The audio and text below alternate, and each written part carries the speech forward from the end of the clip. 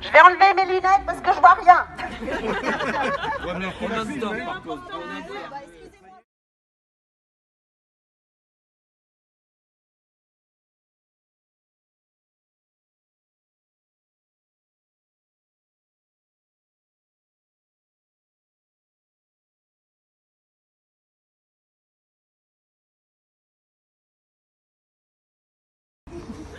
Depuis des années, la dignité des musulmanes et des musulmans est jetée en pâture, désignée à la vindicte des groupes les plus racistes qui occupent désormais l'espace public et médiatique français sans que soit prise la mesure de la gravité de la situation.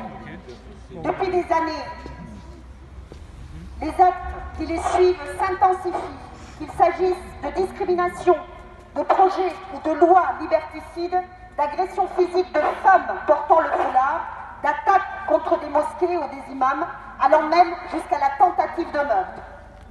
L'attentat contre la mosquée de Bayonne, ce 28 octobre, en est la manifestation la plus récente et les services de l'État savent que la menace terroriste contre les lieux de culte musulman est grande. Il a fallu que cette violence jaillisse aux yeux de tous et de toutes à travers l'humiliation d'une maman et de son enfant par un élu RN au Conseil général de Bourgogne-Franche-Comté pour que tout le monde réalise ce que des associations, des universitaires, des personnalités, des syndicats, des militants, des militantes et au-delà des habitants et des habitantes dénoncent à juste titre depuis des années. L'islamophobie en France est une réalité.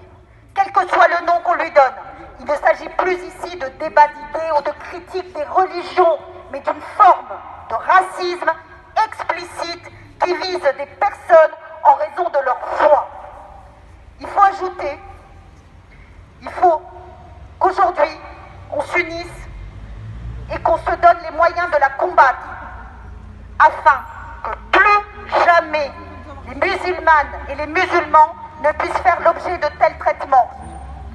Puisque les discours et déclarations d'intention ne suffisent plus, parce que l'heure est grave, ici, ce 10 novembre, nous sommes à Saint-Gaudens en rassemblement, car stop aux discours racistes qui se déversent sur nos écrans à longueur de journée, dans l'indifférence générale et le silence complice des institutions étatiques chargées de lutter contre le racisme.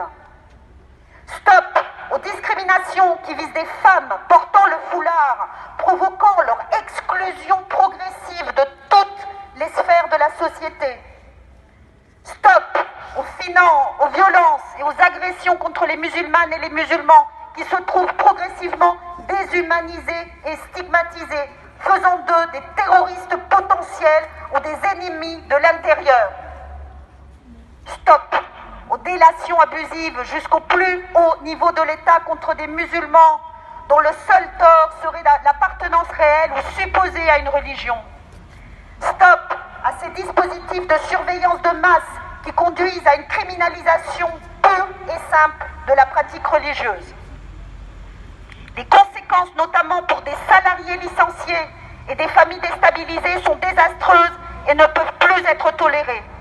Cette criminalisation se fait au détriment des libertés fondamentales et des principes les plus élémentaires d'égalité censés guider notre pays. Nous, musulmans, musulmanes ou pas, disons stop à l'islamophobie et nous serons nombreux et nombreuses pour le dire, tous ensemble, dans tout le pays et bien au-delà aujourd'hui, 10 novembre. Il en va des libertés fondamentales de tous et de toutes. Il en va de la dignité et de l'intégrité de millions de concitoyens et de concitoyennes.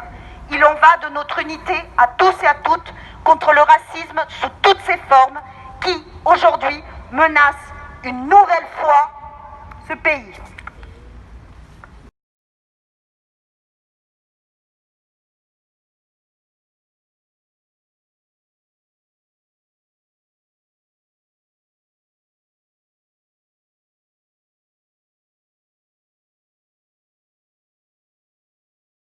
Juste, c'est un peu en impro, mais pour signaler quand même que si l'islamophobie a progressé à vitesse grand V en l'espace d'une vingtaine d'années, c'est parce que des lois ont été faites par nos gouvernements successifs pour modifier et dénaturer totalement la loi de la laïcité de 1905, qui était une loi qui permettait à tous dans l'espace public de s'exprimer athée ou non athée, bien dans l'espace public. Cette loi a été progressivement détournée pour interdire, ramener en fait chez eux tous les gens qui auraient une idée quelconque, religieuse ou pas, politique quelquefois d'ailleurs. Bientôt on va pouvoir uniquement avoir une opinion chez soi.